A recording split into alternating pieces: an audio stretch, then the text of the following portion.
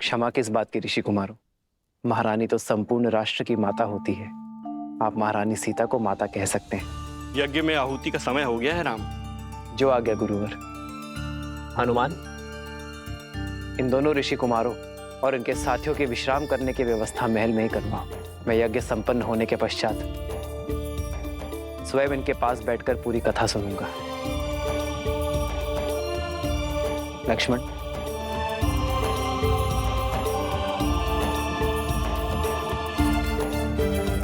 देवी चले। सत्य कहा था आपने आर्य। यहाँ आकर उचित किया हमने। अब मुझे इन बालकों के साथ समय व्यतीत करने का अवसर मिलेगा। आइए। ऋषि कुमार पधारिए। भैया, रानी के दर्शन का क्या? आप आइए ऋषि कुमार।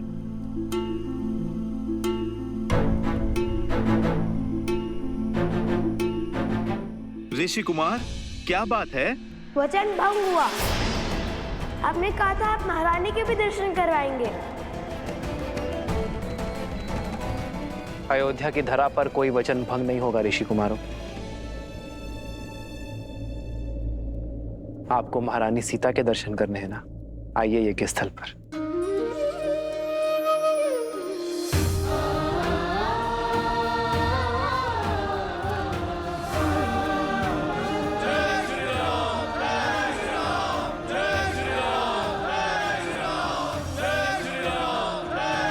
जय श्री राम, जय श्री राम।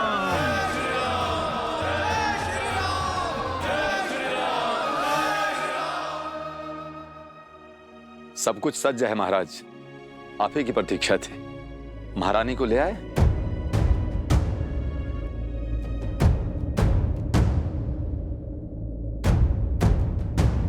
देखो, वो आ रही है देवी सीता।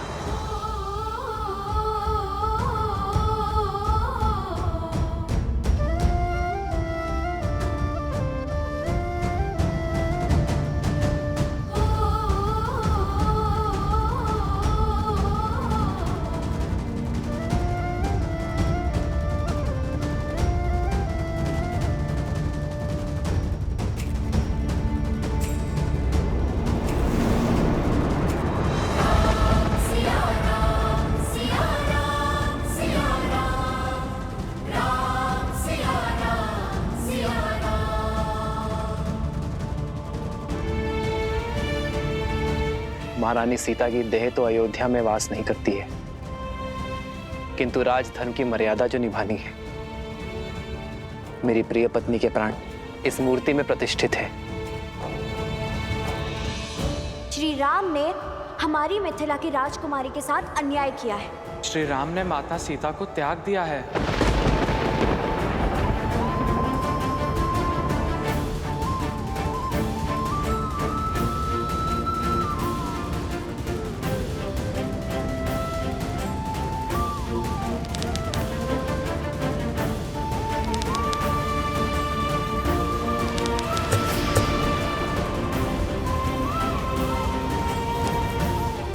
ऋषि कुमार,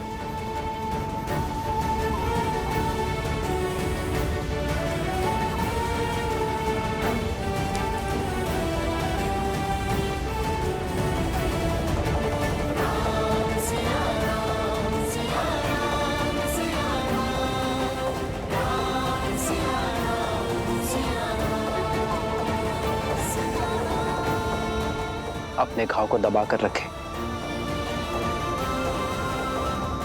आर्य सुमंत, जी महाराज। शीघ्र वैद्य जी को बुलाइए।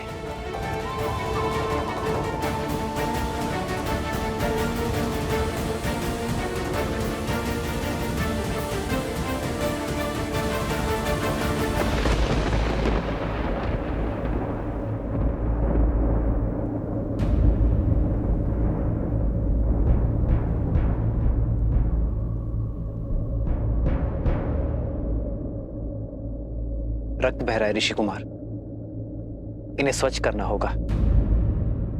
आपको उपचार की आवश्यकता है।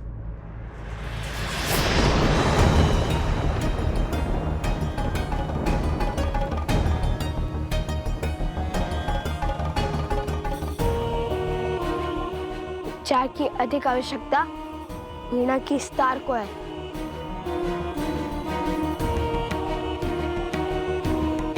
जो साक्षात माता सरस्वती ने हमें उपहार दिया था। ऋषि कुमार, महाराज की उदारता का उत्तर उद्दंडता से देना उचित नहीं है। लक्ष्मण, मेरा भाई उद्दंडी नहीं है, केवल उसके मुख पर बुद्धि से अधिक उसके भावों का अधिकार है। राजानुज, बिल्कुल आप ही की भांति। तुम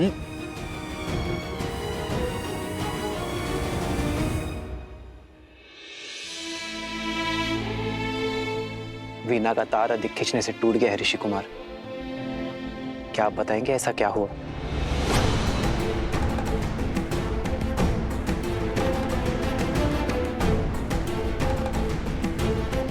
भगवान वाल्मीकि का आदेश था कि अयोध्या जाकर प्रभु श्री राम और माता सीता के गुणगान गाने का, किंतु मुझे किसी ने ये नहीं बताया कि राम सिया की कथा जो हम मंत्र मुक्त होकर गाते हैं वो अधूरी है।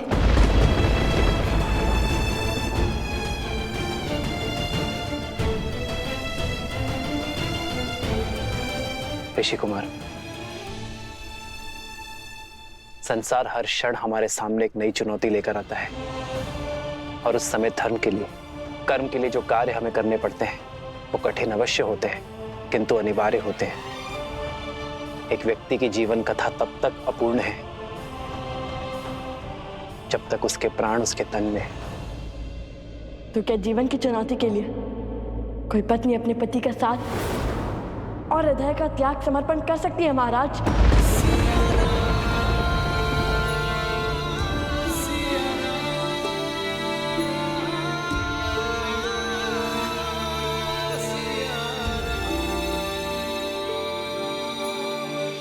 ऋषि कुमार, अयोध्यापति से संवाद संभव है, विवाद नहीं। और अभी आप बालक हैं, ये राजधर्म नहीं समझेंगे आप।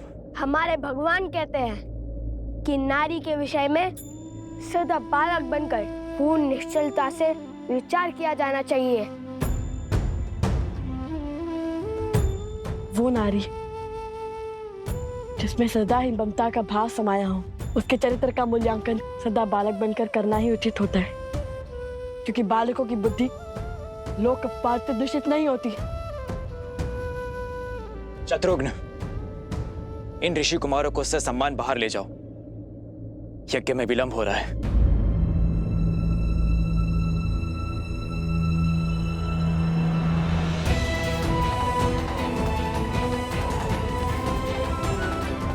यदि मेरे श्री राम के मन में अपनी संतान के लिए प्रेम जागा तो कहीं उनका तप भंग ना हो जाए। शत्रुघ्न, शत्रुघ्न, हनुमान, इन्हें सभा में लाए और बताए कि ये प्रश्न करेंगे। क्या सभा का त्याग?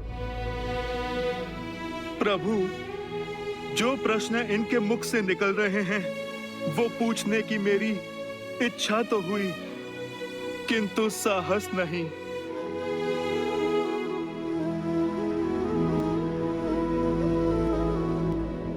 तो जो पूछना है वो अवश्य पूछो ऋषि कुमारों, मैं यथाशक्ति उत्तर अवश्य दूंगा। क्योंकि आपने माता सीता का त्याग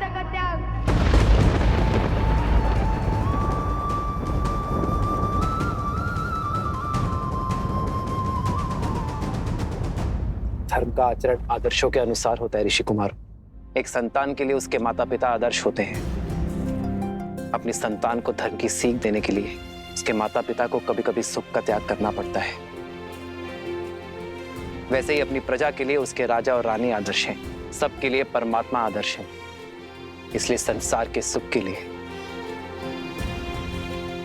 प्रत्येक युग में श्री विष्णु और माता लक्ष्मी एक दूसरे से वियोग की पीड़ा सहते हैं। उसी से प्रेरणा लेकर अयोध्या नगर और कोसल राष्ट्र की प्रजा को उचित धर्म का दर्शन देने की इच्छा से मैंने और सीता ने वियोग का दुख स्वीकार किया।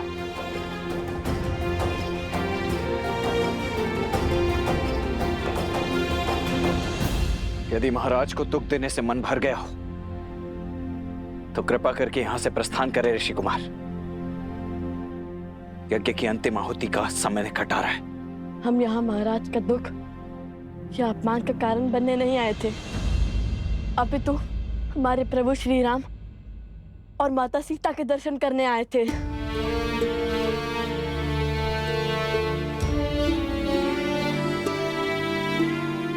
पीड़ा है तो केवल इस बात की कि हम केवल महाराज के दर्शन का सौभाग्य ले पाए, प्रभु राम के दर्शन का नहीं, क्योंकि सीता के बिना कैसे राम।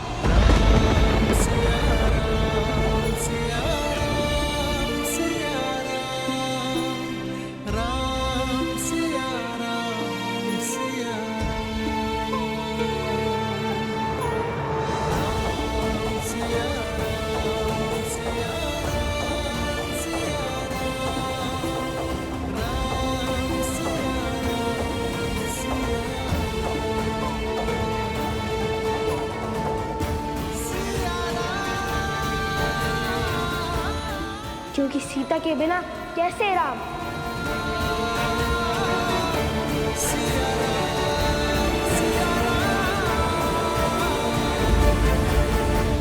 पिताश्री, क्या लव और कुश के प्रश्न उचित थे? जैसे वृक्ष पर बैठे व्यक्ति को धरती पर खड़े व्यक्ति की तुलना में कहीं दूर तक दिखाई देता है, वैसे ही किसी भी व्यक्ति के प्रश्नों की मर्यादा भी उन प्रश्नों की दूरदर्शिता पर निर्भर करती है। परंतु इसका अर्थ यह कदापि नहीं कि धरती पर खड़े व्यक्ति के प्रश्न अनुचित हैं या फिर उसे प्रश्न पूछने का अधिकार ही नहीं। वो समय भी आएगा जब लव और कुश इस समाज को, संसार को और सृष्टि को और भली भांति समझने लग जाएंगे। और जब वो समय आएगा प्रिय गणेश, तब वो दोनों स्वतः ही उस प्रश्न पर पहुंच जाएंगे जो राम और सीता के पुनर्मिलन का आधार बनेगा।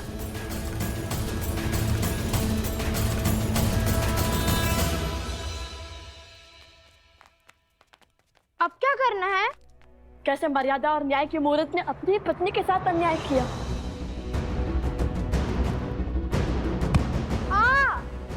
अकस्मात क्यों रुक गए? अगर श्री राम ने किसी और की पत्नी के साथ अन्याय किया होता तो आप दुखी नहीं होते। मूर्खतापूर्ण बातें मत करो कुश। श्री राम किसी के साथ अन्याय कर ही नहीं सकते। वे मर्यादा पुरुषोत्तम है। ओम मनमना गणाधिपते नमः स्वाहा।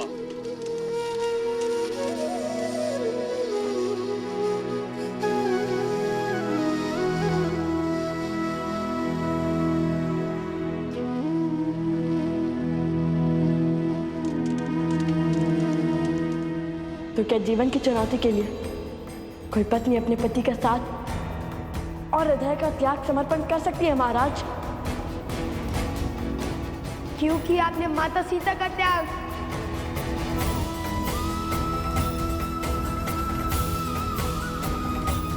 क्योंकि सीता के बिना कैसे राम।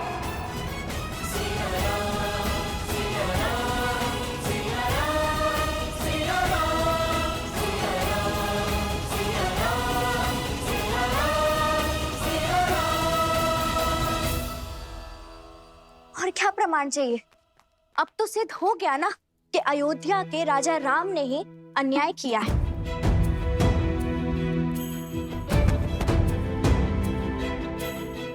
नहीं, मैं नहीं मानता।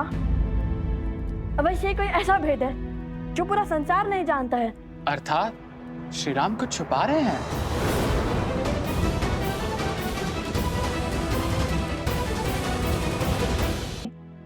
कदाचित कोई ऐसा प्रश्न जो कि हमने पूछा ही नहीं, ऐसा प्रश्न जो हमारी बालक बुद्धि में कभी जन्मा ही नहीं, ऐसा प्रश्न जिससे हमारी सारी शंकाओं पर विराम लग जाए।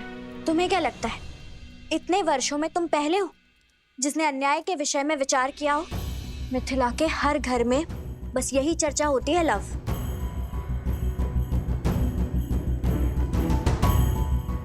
आपको केवल ये दुख है कि हम श्री राम से उचित प्रश्न नहीं पूछ पाए, किंतु मुझे देखिए, मुझे दो दुख हैं।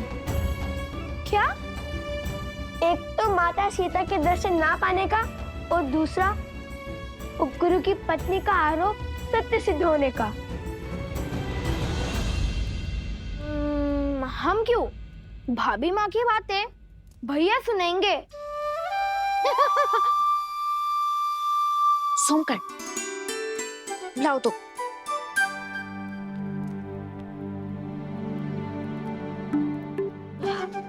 बहुत भूख लग रही है, आज भोजन क्या करेंगे? धन्य हो कुमार कुश, इतने बड़े दुख के बीच में भी तुम्हें भोजन की पड़ी है। दुख हृदय में है और भूख पेट में। दोनों अपने निर्णय लेने के लिए स्वतंत्र हैं। हाँ, चलो ना फिर भोजनशाला में चलकर खाते हैं। नहीं, अब हम अयोध्या का अन्न तभी खाएंगे जब माता सीता अयोध्या लौटेंगी।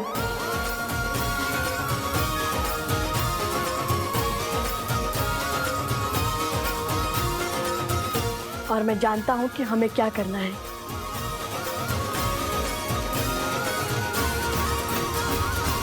ओम स्वाहा।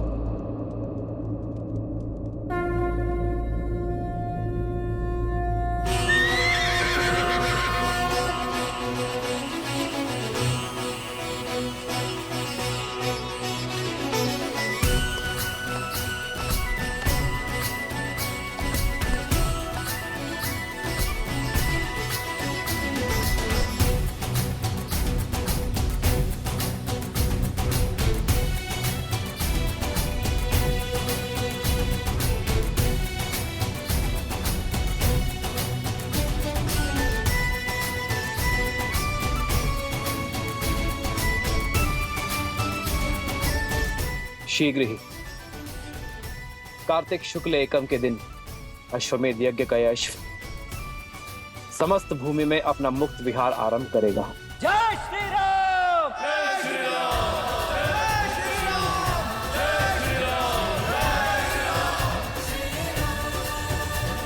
कुश, कुश, अब और चला नहीं जा रहा है, भूख लगी है।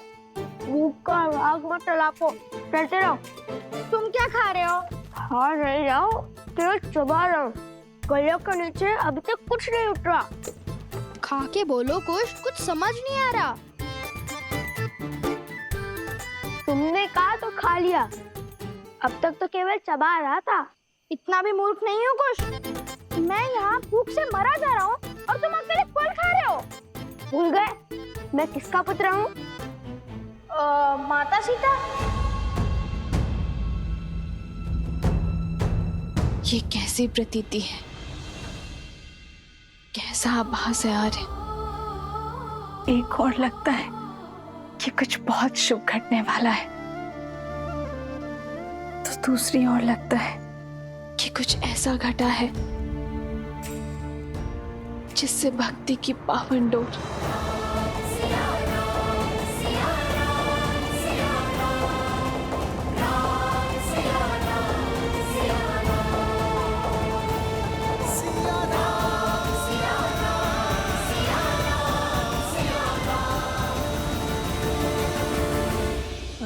बुद्धि के ध्वनि सोम, मैं तो माता सीता को केवल प्रेम से माता कहता हूँ। वो मेरी माता नहीं है। हाँ, वो भूखे पेट सोचने की क्षमता कम हो जाती है ना। तुम तो वन देवी के पुत्र हो। हाँ हाँ, मैं वन देवी का पुत्र हूँ। वैसे लव भैया ने क्या सोचा है? जितना मैं भैया को जानता हूँ, उन्होंने सोच लिया कि क्या प्रश्न पूछना है, कब प्रश्न पूछना है। सर्वप्रथम वहां देखो, कोई है? शीघ्र चलो। छोड़ो, सबसे पहले भैया को बताने दो कि पहले वो क्या करने वाले, फिर मैं बताऊंगा।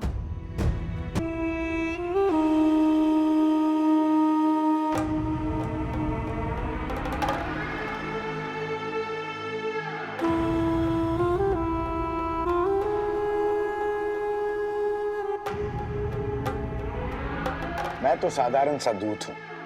यहाँ की सूचना वहां और वहां की सूचना यहाँ लाता हूँ।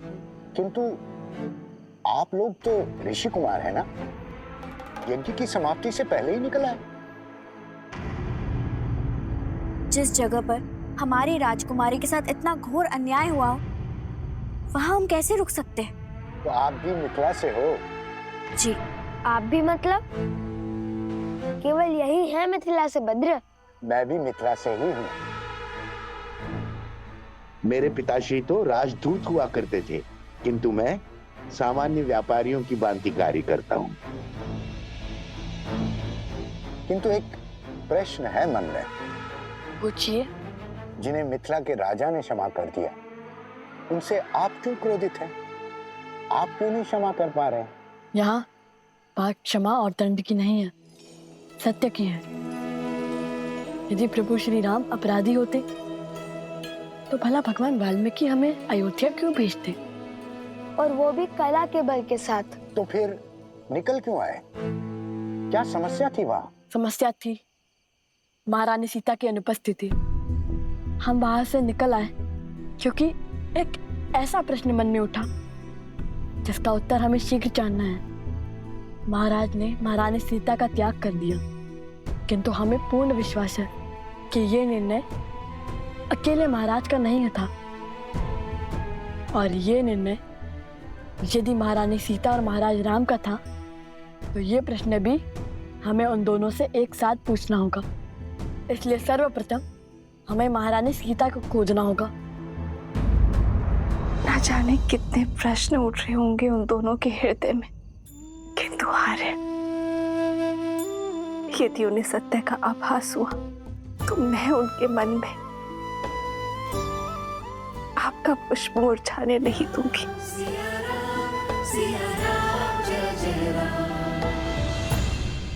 तो आप महारानी सीता को खोजने निकले हैं। कैसे खोजेंगे? एक ही मार्ग है जो भैया ने सोच रखा है, किंतु मैंने अभी तक तुम्हें वो मार्ग बताया नहीं है। इसलिए सब जानने के लिए आतुर है। भैया आप कब बताएंगे? हमें अश्वमेध यज्ञ को रोकना होगा। किंतु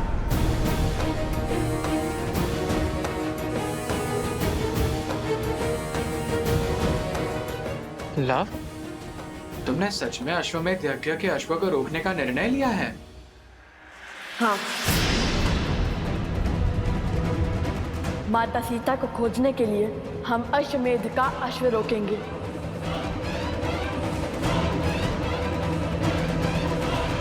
क्या? हाँ पुत्र, सिया राम के जीवन के इस अध्याय में लव और कुश अश्वमेध के अश्व को रोकेंगे। उसके पश्चात श्री राम और देवी सीता से प्रश्न भी पूछेंगे। यही विधि का विधान है, नियति का निर्देश है। क्या सोच रहे हो गणेश? नियति तो उनके लिए होती है ना जो जन्म मृत्यु के बंधन में बंधे होते हैं। ये उनकी नियति नहीं है प्रिय गणेश, ये तो उनकी योजना है, जिसके द्वारा वे समय के अंत तक मानव और मानवता को जीवन जीने का, जीवन के विषय में सोचने का मार्ग प्रदर्शित कर रहे हैं। लक्ष्मी और नारायण अपने मूल स्वरूप में धरती पर वास नहीं कर सकते, इसीलिए अपने मानव स्वरूप में वो संसार को मर्यादा का पाठ पढ़ा रहे हैं, और अब अपने पुत्रों के कर्मों द्वारा वो संसार को धर्म की शिक्षा देना चाहते हैं। तो अब लव और कुश अपने ही पिता के विरोध में शस्त्र उठाएंगे महादेव? देवी, आप बार बार भूल जाती हैं मैं क्या कहता हूं। धैर्य रखिए, आगे की कथा स्वयं ही हमारे समक्ष प्रकट होगी।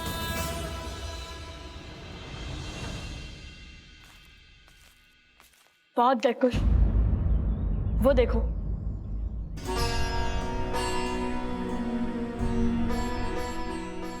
भैया, अयोध्या वासियों ने हमें कितने आनंद से विदा किया था।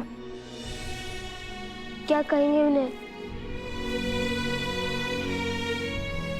जैसे जैसे माता के निकट जा रहे हैं, मेरे आंसू का बाण मानो टूट रहा हो। कुश, अब हम बड़े हो गए हैं, हमें अपनी भावनाओं को संयम में रखना होगा। भैया, अभी हम बड़े कहाँ हुए? अभी तो हम श्री राम से, उनके भाई से और हनुमान जी से कितने छोटे हैं। यहाँ तक कि उपगुरु से भी छोटे हैं। पहले भी छोटे थे। पहली बात, बड़ा होने का अर्थ किसी और से बड़ा होना नहीं होता कुश।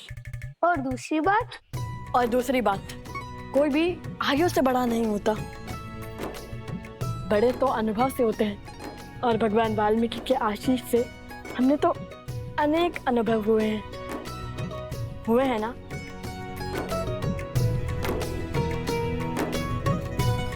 केवल गुरुवर का आशीष ही नहीं भैया, इस सोमकर्ण के कारण भी अनेक अनुभव हुए हैं हमें। हर बार नई समस्या में फंस जाता है।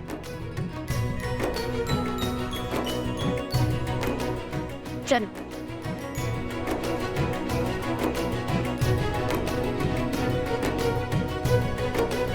भैया, आज माता नहीं है द्वार पर। मुझे भी आश्चर्य हो रहा है, कदाचित कहीं व्यस्त हो गई होंगी वे।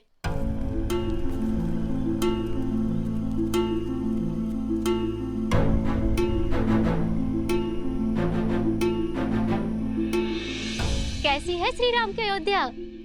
साथ क्या लाए और महाराज से भेंट हुई? प्रजा ने तुम्हारे मुख से राम कथा सुनी? कोई उपहार मिला? जो भी पूछना है सोमकर्ण से पूछो।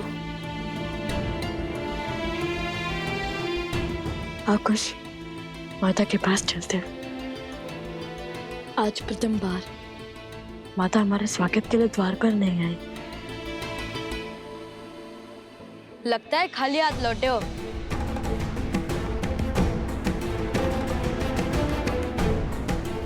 कदापि नहीं। उपहार में जीवन के सबसे महत्वपूर्ण कर्तव्य लाया हूँ, जो अब हमें स्पष्ट रूप से दिखाई देने लगा है। आगे क्या करना है पता है हमें।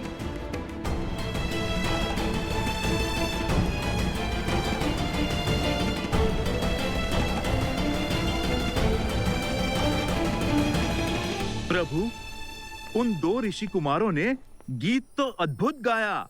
मैं तो अभी तक उनकी धुन में थिरक रहा हूँ प्रभु। प्रभु, उनका गायन और गान असाधारण था। असाधारण तो उनके गुरु है हनुमान, त्रिकालदर्शी भगवान वाल्मीकि। हाँ प्रभु, उन्हीं के आश्रम में तो रहते हैं वो दोनों। मुझे लगता है अयोध्या की सीमा से अधिक दूर नहीं होगा वो आश्रम। सूर्यवंश के इन सूर्य का तेज अयोध्या तक नहीं पहुंचना चाहिए, श्री राम तक भी नहीं।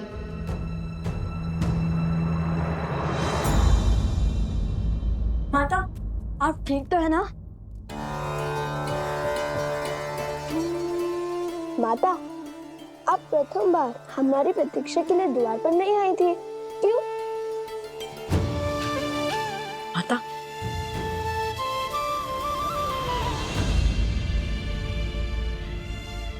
आपका हाथ तो तप रहा है।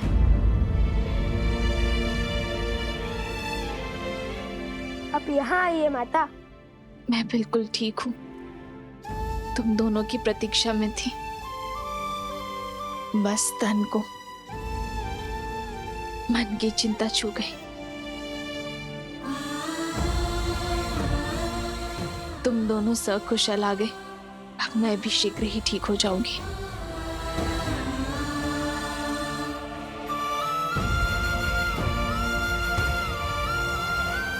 मैं अभी आपके लिए जड़ी बूटी लेके आता हूँ। गुरुदेव ने हमें सिखाया था, आप देखना, आप शीघ्र ही स्वस्थ हो जाएंगी।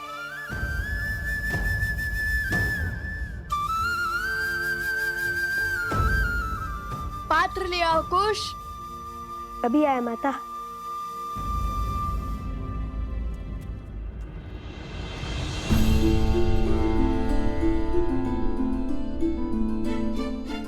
आर्य, मैं इनसे अयोध्या के बारे में कैसे पूछूं? एक और मन करता है कि अयोध्या की कुशलता के बारे में पूछूं, तो दूसरी ओर अयोध्या में हुए उनके अनुभव का विवरण जानने से भयभीत भी है।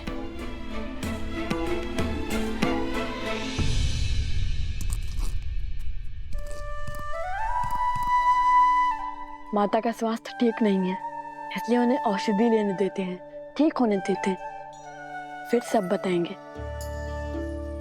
किंतु अभी ये माता का विश्वास टूटा तो उनका स्वास्थ्य और बिगड़ जाएगा। यदि उन्होंने पूछा तो?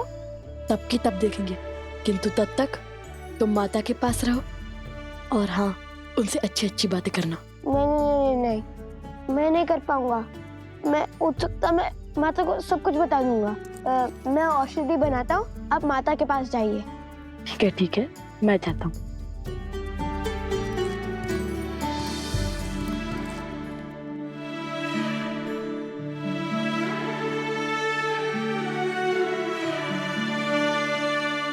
कुछ पात्र में बूटी लेने गया है माता। वो हट कर रहा था कि आपके लिए बूटी वही बनाएगा। पुत्र, तुमने कुछ बताया नहीं। कैसी लगी अयोध्या? सब कुशल है ना वहां? हाँ, सब ठीक है वहां पर। सब कुशल है, पूर्णतः कुशल। तुम दोनों ने प्रभु के दर्शन किए? हाँ, अवश्य। हमने उनके दर्शन भी किए, उन्हें राम कथा भी सुनाई और हम उनसे भेंट भी लाए। अरे नहीं, वो हमें भेंट भी देने वाले थे, किंतु उनके हाथ का धागा टूट गया और उन्होंने वो धागा अपनी कलाई से हमारी कलाई में बांध दिया। ये देखिए। जन्म जन्म का है ये संगम, राम रतन सीता वैभव धन।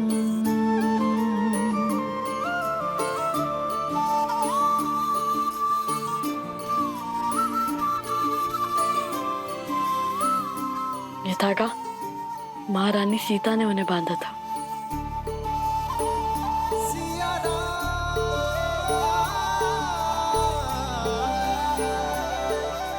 माता, ये लीजिए।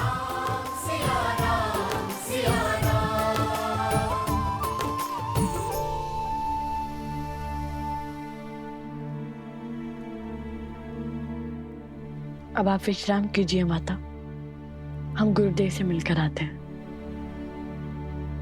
कुश, क्या हुआ है तुम्हें? मुख पर इतनी उदासी क्यों है? लाव, सत्य बताओ मुझे, प्रभु श्री राम ने क्या कहा तुम्हें? माता, श्री राम केवल वीरों के प्रभु हैं, नारियों के नहीं।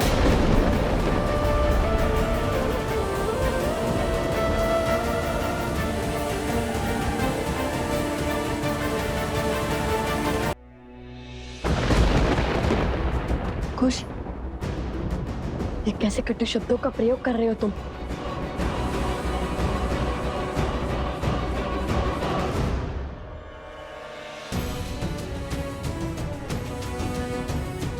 कुश, क्या हुआ? ऐसे कटु शब्द क्यों कह रहे हो तुम? क्योंकि यही सत्य है माता। हमारी संसार की जो श्रद्धा श्री राम में है वो व्यर्थ है।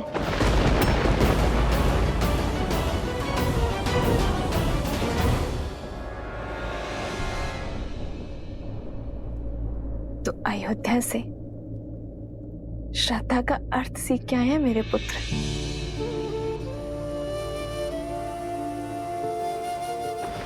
मेरे आराध्य के समक्ष उस दिए को देखो और उसकी बाती को भी।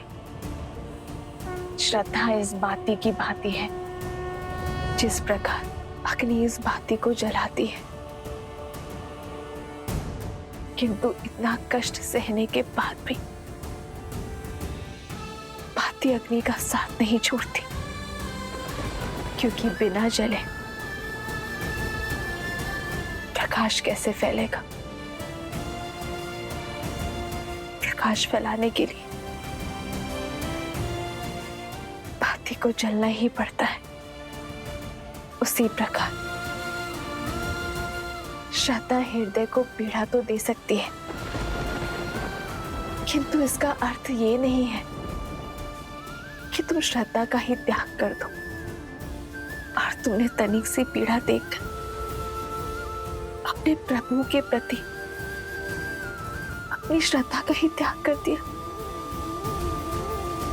श्रद्धा इतनी दृष्टिहीन होती है कि उसे किसी का अपराध या उसका दोष तक नहीं दिखता। गुरुदेव कहते हैं दोषी दोषी होता है, चाहे वो राजा हो या रंक, भगवान हो या भक्त। पर बिना कसौटी किए किसी को दोषी मानना भी स्वयं में बड़ा दोष है। तुमने स्वयं कैसे निश्चित कर लिया कि श्री राम दोषी है? स्वयं कैसे निर्धारित कर लिया कि जिसकी इतने वर्षों से मैं आराधना कर रही हूं, मेरे वो आराध्य, मेरे वो श्री राम अपराधी है।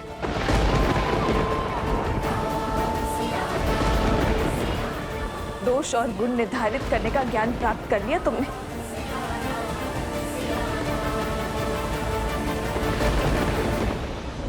आप इसलिए ये सब कह रहे हैं क्योंकि कदाचित आपने श्री राम की गाथा अधूरी सुनी है।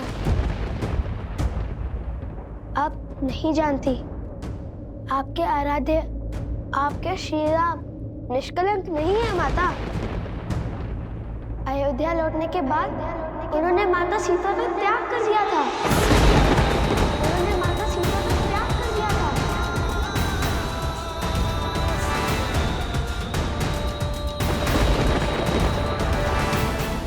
क्या ये अन्याय नहीं है?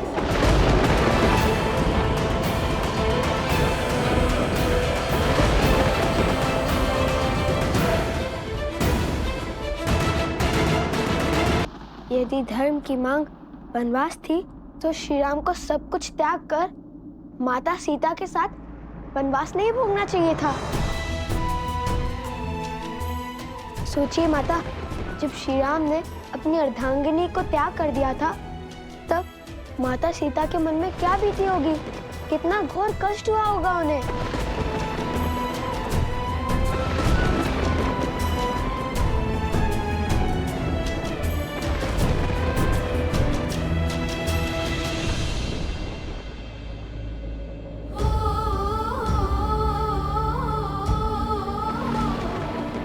संसार चाहे जो भी कहे,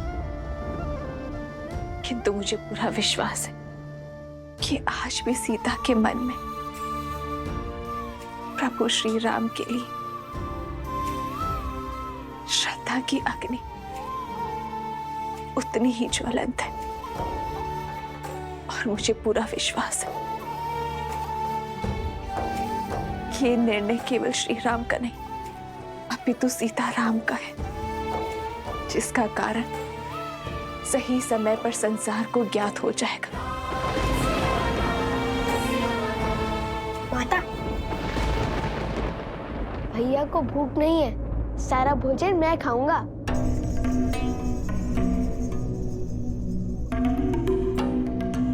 ये भोजन कहाँ से आया बीच में? आ गई बस, भैया को भूख नहीं लगी आज। ये दिलाव को भूख नहीं लगी तो उसे स्वयं बोलने दो। और तुम्हें कैसे पता उसके मन की स्थिति?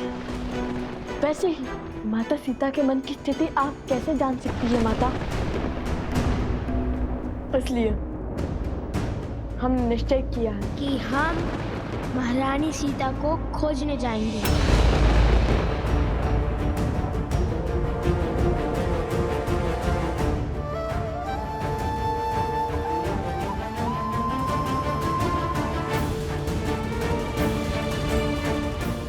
खोजना है तो अपने विवेक को खोजो, राम कथा का गान करो। जिसे श्री राम में खोट दिखे उसने कभी श्री राम को जाना ही नहीं और ना ही सीता को।